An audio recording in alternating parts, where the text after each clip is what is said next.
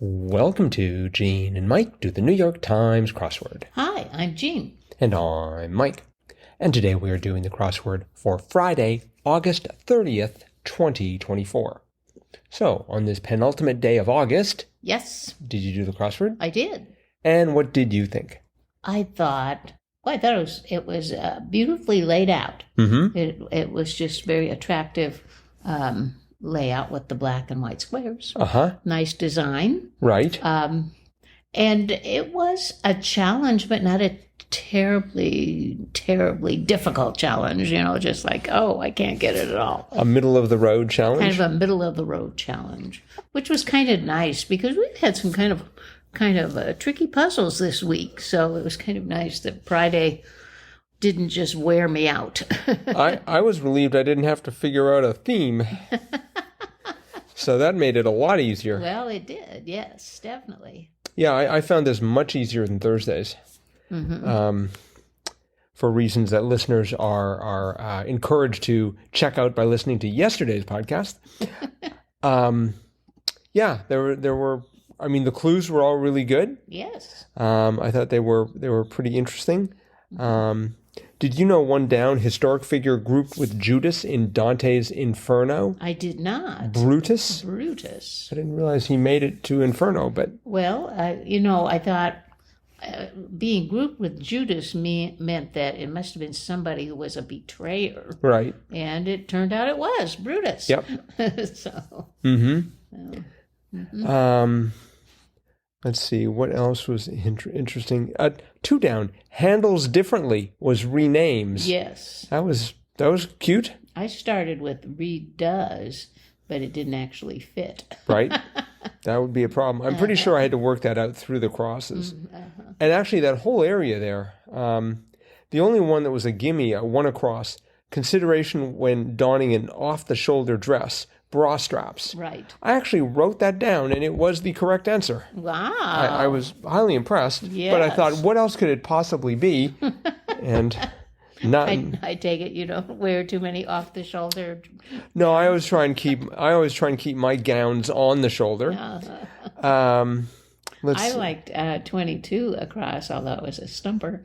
One's used to working from home. And it was umps. I see through anything where the word home shows up. Oh, really? I see home, I think baseball. Oh, okay. Well, so, that's pretty good, because I didn't.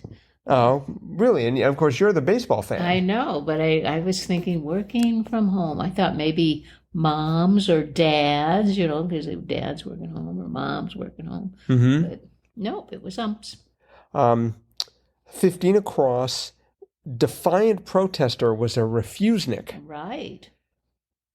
I guess that's true. Yes. And I've heard the phrase before, but I'm not sure where, in what context. I think of something vaguely Russian when I think about refuseniks. Mm-hmm. Mm-hmm. So, and three down, genre for Whiz Kid and Burma Boy was Afropop. Yes, I had no idea on that one. But I've just now figured out that those must be producers of Afropop. Oh. And 17 across, illusory quality, unreality. Right. That took me a bit. Mm-hmm. Mm-hmm. Yeah, that's kind of where I ended up. Really? That was my last corner that I was able to fill in. Oh, okay. Mm-hmm. I got through that one pretty well. I got the whole crossword figured out. I was actually starting to sort of tire out, but I sort of persevered. But for 39 down, vital hosp worker, I went for ER nurse. Oh. And that meant that 38 across, the marked twain was a deg-eared. Oh, no. And I thought, well, if something's de-geared, maybe it's marked as twain. I had no idea what de-geared meant, but you could also have an OR nurse, in which case it was dog-eared, and that would have been a marked twain. Very funny clue. Yes, I thought that was extremely clever. But that was my last answer. Oh, okay. 59 across, I don't ever remember seeing in the puzzle. Disgusting, slangily, grody. Really? Uh-huh. Let's see. It is, in fact, a debut. Is it really? Yep. Yeah. So well spotted. Uh-huh. The other was bra straps, Oh, which is interesting.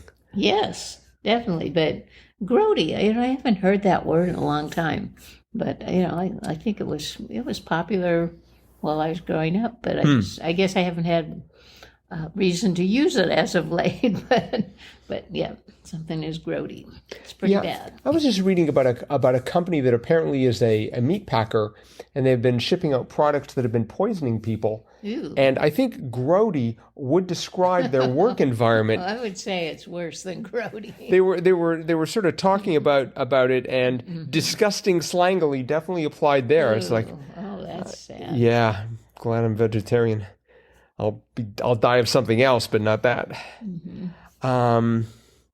Let's see what else. 21 across.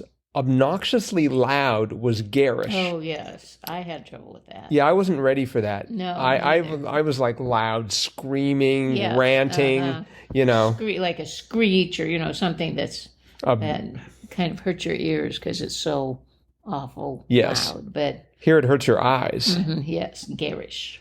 That's a great word though, garish. Yes, I like that word.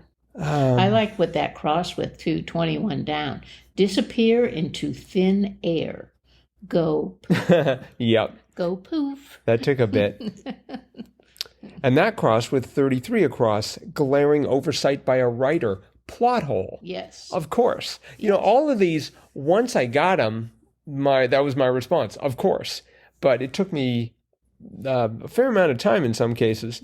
I did get 42 across. I think I might have had the F, but summer snack with a swirl. It didn't take me too long to figure out froyo. Froyo.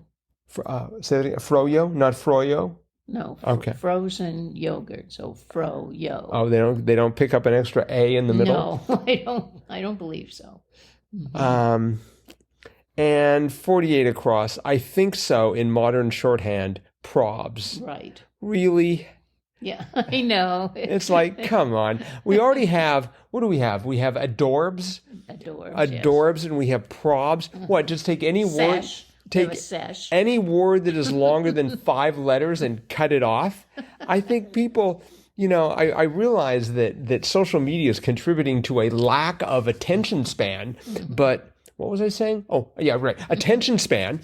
And, but that was delivered, by the way, listeners, just to let you know. But I think this is ridiculous. I think it's okay to say well, actually, I sometimes write PROLLY for probably, because I've seen people do that. And then jelly for jealous. I sort of approve of PROLLY for probably. Oh.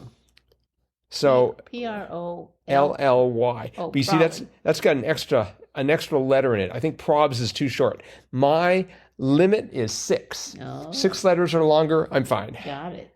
But let's see, 58 across, USMC bigwig. I went for ADM, or ADM, however it's pronounced, for admiral. Oh. But it was NCO for, I guess, non-commissioned. Admiral would be Navy, right? This is Marine Corps. So. Okay, the distinction was lost upon me. I thought they're both at sea, right? Marines? No. What? No, Marines are not. Marine is like marine animals. I know, but that doesn't mean no. They're land-based? They are everywhere. They're on the land, the sea, and in the air. Wow. Haven't you ever? Well, no, you probably never learned the Marines hymn in school. But no, we did not. We didn't. The shores of Mount Zuma to the shores of Tripoli. Oh, from the halls of Mount Zuma to the shores of Tripoli. Wow. We will fight our country's battle on the air and land and sea. I think I learned the RCMP hymn. Get out of my way, or my horse will run over you. I believe that's how it went. Mm-hmm. No, they're the Marines. Okay, so they're just like a fighting force. Yes. In any venue. Right. Okay. Mm-hmm. Yeah. But are they part of the Army, Navy, or Air Force? No, they are a separate branch of the military. Really? Yeah. Oh. Mm-hmm. They're the few and the proud, right? The Marines. Okay. Yes. Got it. And they have an NCO. That's the name of their bigwig. But isn't NCO just non-commissioned officer? I don't know. I think so. I mean, I know there is one initialism in which NCO stands for non-commissioned officer. Uh-huh. Well, Of course, it doesn't say that they're in charge. It just says USMC bigwig. Uh-huh. I don't know. I am not a military person, and neither are you. But perhaps we have some military people or veterans and have been in the military that could clear this up. That's right. If we have any Marines listening, please drop us a line, crosswordpodcast@icloud.com. We'd like to, first of all, apologize for not knowing that, for me, for not knowing what USMC really represented, and for not knowing that the NCO was the person in charge as opposed to an admiral. I can see why an admiral would not work. No, I don't. But I wonder what the head of the USMC is called. I have no idea. Oh. All right. Well, a general. Maybe when our putative listeners are coming back, they can sort of fill us in here. That N of NCO ran into 43 down. Snatched, colloquially, was yoinked. Yoinked. That's my favorite word, I think. That's a good word. Yoinked. Mm-hmm. And that sounds like something out of the Three Stooges. Yeah, that's true. And next to it, 44 down, quite blue, was obscene. Took me a bit. Yes, yeah, that took me a while. Mm-hmm. Also, 41 down, tragic heroine of Irish mythology, DEIRDRE. Yes. DEIRDRE. Yep. I've not heard of that tragic tale, but I'm going to have to look that up. Yep. Mm-hmm. I know the name. I've heard the name Deirdre. Deirdre, yes. Definitely sort of with like British television and the like. I think that's where I've encountered it. Mm-hmm.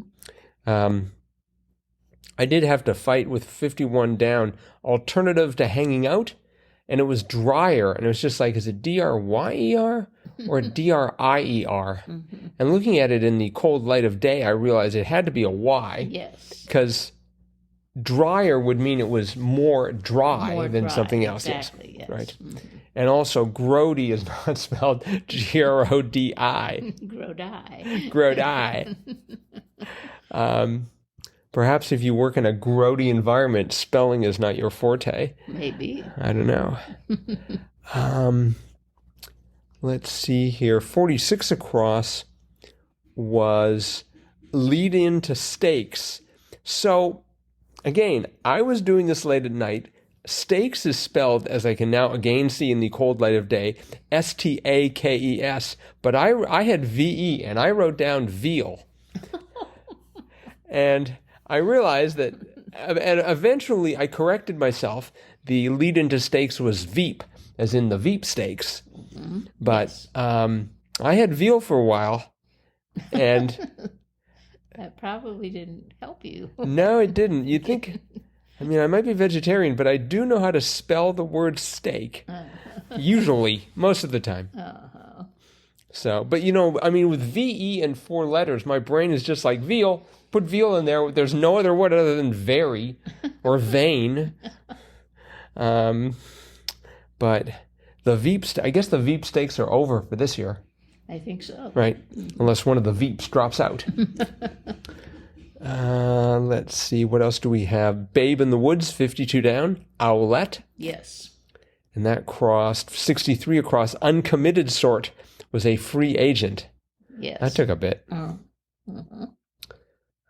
Did you get 47 down? Voyageurs, e.g., probes? No, that took me a while, but I thought, that's pretty obvious. But I was thinking of voyagers going across the sea or something, but didn't think about our space voyagers. Me neither. I looked at that and thought it's a Chrysler. It's some sort of a car. The Chrysler Voyager. No. Doesn't that sound like a name they'd give to a car? A Voyager? Sure. There probably is a car called the Voyager. I think there might be. Yep. But maybe a Land Rover or something, but Voyager. Or a Land Voyager. Mm-hmm. 62 across, activist Davis. So I see Davis, and the first thing I think is Betty. Oh. And then I think Jeannie, or Gina, I guess. Gina, yeah. Gina Davis. I'd never think OSSIE Davis. Uh-huh. Did you think OSSIE Davis? Yeah. Uh-huh. Really? Yeah. Civil rights activist as well as a very good actor.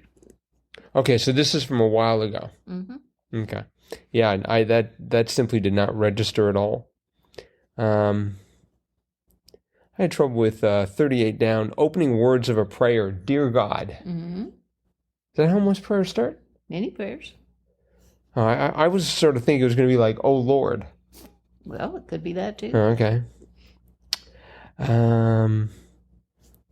Let's see. I think we probably missed something here. I don't think we can write about it in the show. We can do that. Good point. All right. Well, that is it for today, except for the fact that it's Friday, which means it's time for Fun Fact Friday, where we go back and look at the crosswords sort of vaguely, looking for interesting facts. And I believe you have found a fun fact for today. I have. I think, I believe it was Wednesday's puzzle that had a clue, something like Johnny B of song, and the answer was good. Johnny B. Good. Goode. Yes. So I looked up Johnny B. Good in Wikipedia, and this is what it says about that song. Okay. It is a song by an American musician, Chuck Berry, written and sung by Berry in 1958. It was released as a single in 1958. It peaked at number 2 on the Hot R&B Sides chart and number 8 on the pre-Hot 100 chart. Oh, so close. It remains a staple of rock music. It's considered one of the most recognizable songs in the history of popular music. It was credited as the first rock and roll hit about rock and roll stardom, and it has been covered by various other artists and received several honors and accolades. These include being ranked 33rd and 7th, respectively, on Rolling Stones magazine's 2021 and 2004 versions of the 500 greatest songs of all times. It was also included as one of the 27 songs on the Voyager Golden Record, a collection of music, images, and sounds designed to serve as an introduction and record of global humanity's achievements, innovations, and cultures to alien, otherworldly inhabitants. You mean Voyager as in probes? Yes. Wow. Exactly. Nice synergy there. Yes. So anyway, it was written by Berry in 1955. It's a song about an illiterate country boy from the New Orleans area who plays the guitar just like ringing a bell, and who might one day have his name in lights. He said that it was partly autobiographical, and the original lyrics referred to Johnny as not a country boy, but something rather offensive. So he changed it to country boy to ensure radio play. As well as suggesting the guitar player is good, the title hints at the autobiographic elements because Berry was born at 2520 Good Avenue in St. Louis. Wow. So he's from Missouri. It was inspired also by Johnny Johnson, a regular piano player in Berry's band. Now, the thing I thought was so interesting is how many different people have sung Johnny B. Good. Okay. There was Buck Owens in 1969 sang it, and it topped Billboard magazine's Hot Country Sides chart. In 1972, Jimi Hendrix actually had a posthumous after death posthumous hit with a live version, which peaked at 35 on the UK singles chart.